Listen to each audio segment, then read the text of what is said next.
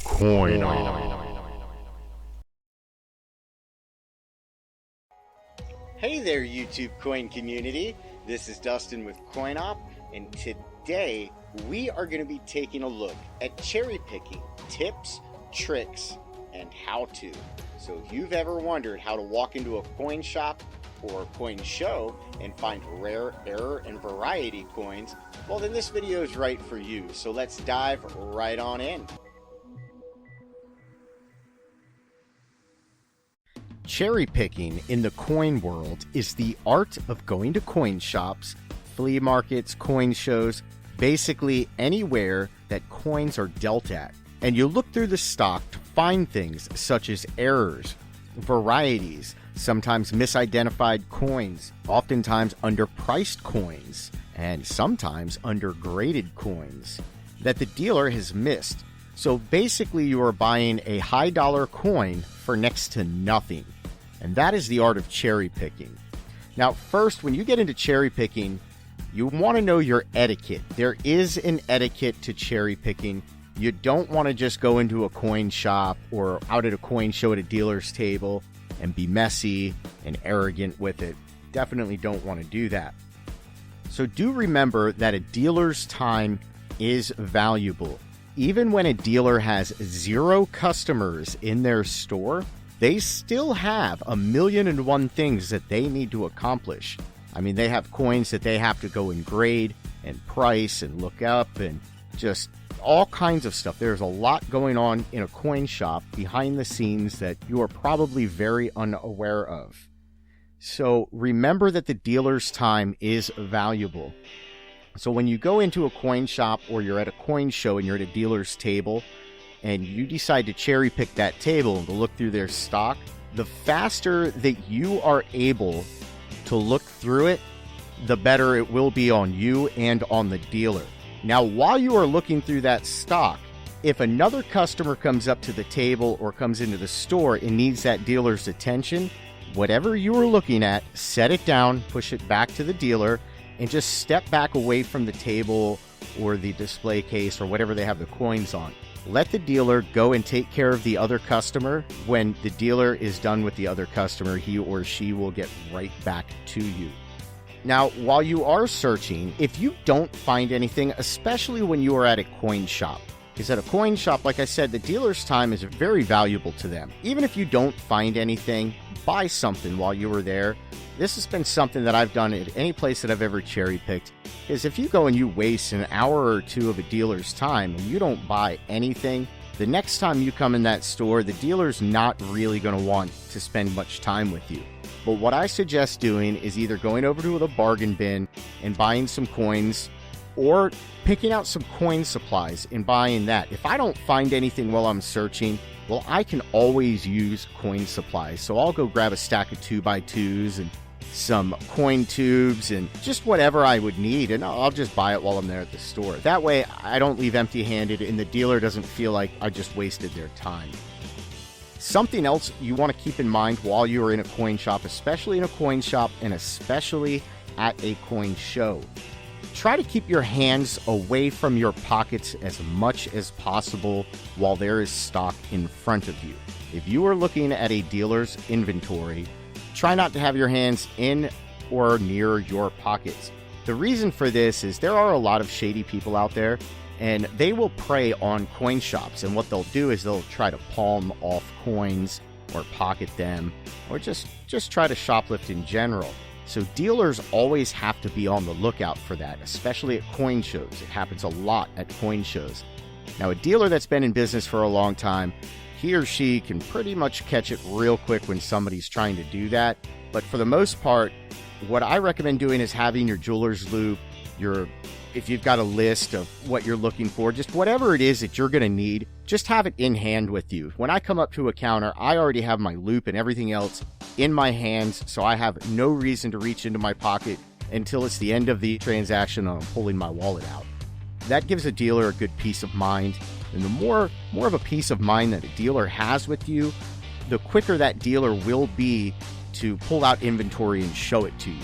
So it does pay to give the dealer a really good peace of mind. Now, know what you are looking for. As I had said before, the quicker you're able to search, the better. And one of the things is to know exactly what it is that you are looking for. Now, if there's some particular varieties that you're looking for, like I have a list of double dyes that I always look for. There are a few things in the Indian head sense that I always look for. Of course, the 1888 8/7. I'm always looking for the 1873 double Liberty on the closed 3 variety. I often look for misattributed 1864s where they miss that it has the L on the headband. Oftentimes with the lower grade ones, that's where you'll find them, is it'll have the pointed bust, so you can tell them apart even if the L's not there, and dealers will often miss that. So I'll go and cherry pick them. So I know what it is that I'm looking for when I go into a shop. So what I suggest that you do is whatever coin series it is that you like to collect and that you want to find varieties in, when you go into a shop, prior to going in, go through whatever reference you may have and pick out what it is that you want to look for. That way, when you go into that store or to a coin show or wherever you're going, you already know exactly what dates to look at, so that when they pull the coins out of the case, you literally just go to those particular dates, quickly look at them. If you happen to see one of those varieties, you pull it aside, buy it. If not, you put them back. But that way you're not wasting the dealer's time going through absolutely everything. So it definitely pays to know what you are looking for. One of the best investments that you yourself can ever make in the coin world is literally on reference. I cannot stress that enough. The more you know with what it is that you're looking for, the better it will be for you all around. So it does pay to know your reference.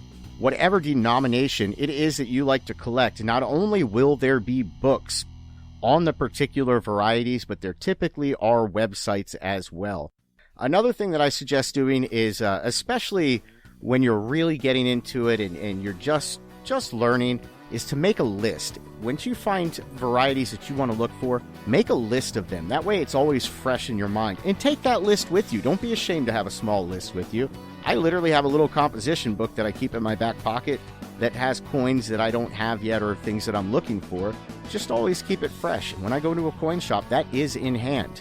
Even though I've been doing this for a very long time and I pretty much know what it is that I'm looking for, I still have my list. So I do suggest having a list. Now, on the topic of knowing what it is that you are looking for, with varieties, things such as repunched mint marks are not typically that hard to find, especially with major ones. Now, there are some very minor ones that can be very difficult to see without strong magnification.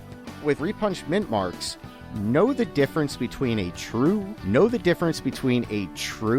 repunched mint mark and one that is either gas bubble or zinc rot.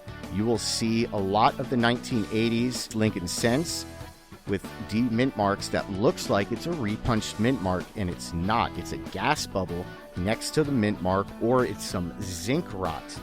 So you should be looking at an image of that. Now, I do have videos in the past that you can find to spot the difference on those. So here's a quick little image for you. Now, with double dyes, it definitely pays to know the difference between a true double dye and either mechanical doubling or between a true double dye and dye deterioration. Now, with mechanical doubling, to be able to tell the difference, a true double dye, the doubling is raised equally just as all of the other devices. And you should be looking at an image of a true double dye. Now we're going to switch to an image of mechanical doubling.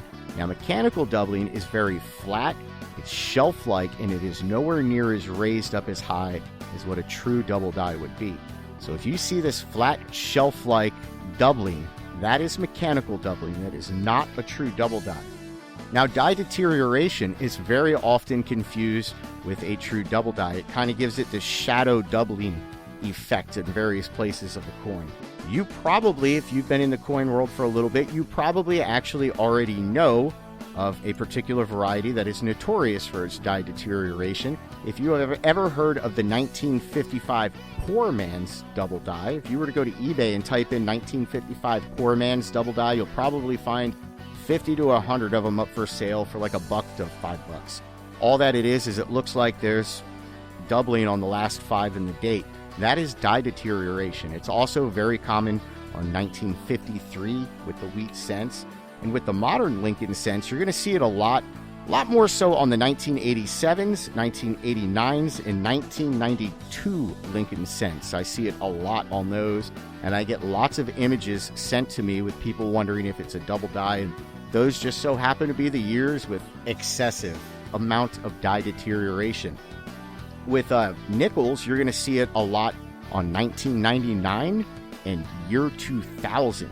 With the nickels, for whatever reason, they really overwork the dies, and there's just a lot of them that have heavy die deterioration, and I often see people confusing them with double dies. And then with dimes, on the 2015s and on the 2016s, both of those years have an excessive amount of die deterioration. So do keep your eyes out for that. Know the difference. It definitely pays to know the difference. Nothing sucks more than buying something that you think is a rare variety and then finding out that it's just mechanical doubling or die deterioration. It's just a huge letdown.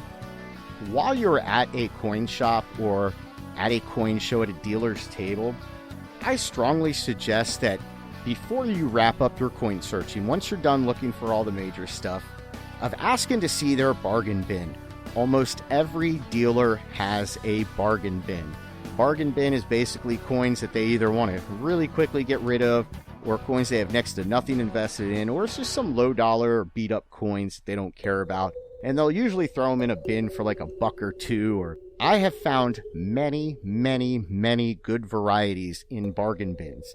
Down in Fayetteville, North Carolina, in a coin shop, I even pulled an 1877, very low grade 1877 Indian head cent out of a bargain bin, and I bought it for $1. That coin I ended up selling to a dealer for $380. Well, that was a heck of a good buy. So always check them. Another one to always check is every dealer has a big fat album filled with 2x2 coin flips with lower dollar coins or a bunch of like uncirculated common modern coins.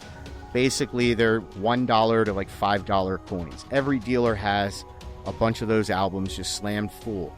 I suggest you look through them. I have found lots of varieties, lots of double dies, and lots of repunched mint marks looking through those. So do check those. Another one to check is a lot of dealers will go through their proof sets, and they will pull out really nice proofs from the proof set. And the rest of the proofs from that set, they'll just put in 2x2 holders. A lot of times they put them in those albums that I was talking about, or sometimes they put them on racks and they just have stacks of these proofs. Well, a lot of times you can get those proofs for a really low price. Or what I like to do is check them for varieties. You will find lots of varieties checking those proofs. Take, for instance, this 1968D double die reverse that Jody Allen Gomez pulled out of a coin shop by checking their proofs. You should be looking at an image of that right now. Now, this is one that I found out by accident. When I am in a coin shop, I ask a dealer, hey, do you happen to have a box of oddities or just things that might be mint errors, but you're unsure of, you just didn't know? And they always go, yeah, actually I do. And they go run in the back and they come out with a box, and I'll go search through it. And you'd be amazed at some of the stuff that you can find in their little boxes of oddities.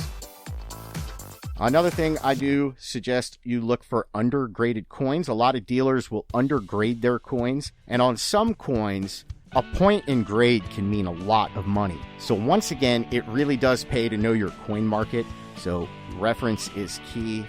If you know all of your values, you know what things should be selling for, and you happen to see a coin that's undergraded that you can snag for a good price, quickly flip it, make some money. That's always good. Now, as I said before, the most useful investment that you can make in this hobby is on reference. The more you know, the better. I strongly suggest you study. The more studying, the better. One of the other things I cannot stress enough is in this hobby, have as much fun as possible. I will tell you now that when you happen to find an unattributed coin and you buy it way lower in value than it's actually worth, it is an awesome feeling. So go on out there, find some really good deals, and have lots of fun.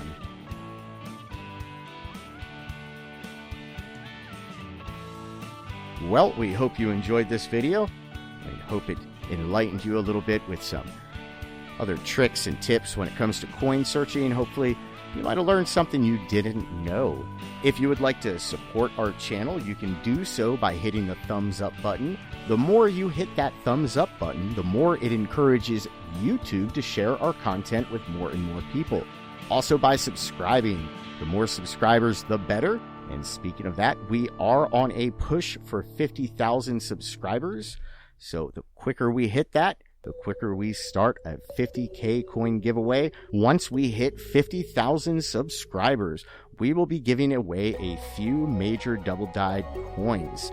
Coins that can be found in the Red Book. So do stay tuned for that. We do have a website. It is VarietyErrors.com. Once again, it is VarietyErrors.com. We have a forum, little sales site. We even have an auction page. So if you do have coins for sale that you would like to sell, you can always go and list them there. We do have a sister channel that is called Variety and Errors here on YouTube. I will post a link to it down in the comments, so go check that out. If you would like to find myself or Robert Lawson, you can always do so by heading over to the CoinOp group on Facebook, where you can always join in the fun, talk coins, learn some stuff, share images. If you would like to buy or sell coins, we do have the CoinOp sales group on Facebook as well. Feel free to join up and sell some stuff, trade, buy, whatnot. And as always, have fun.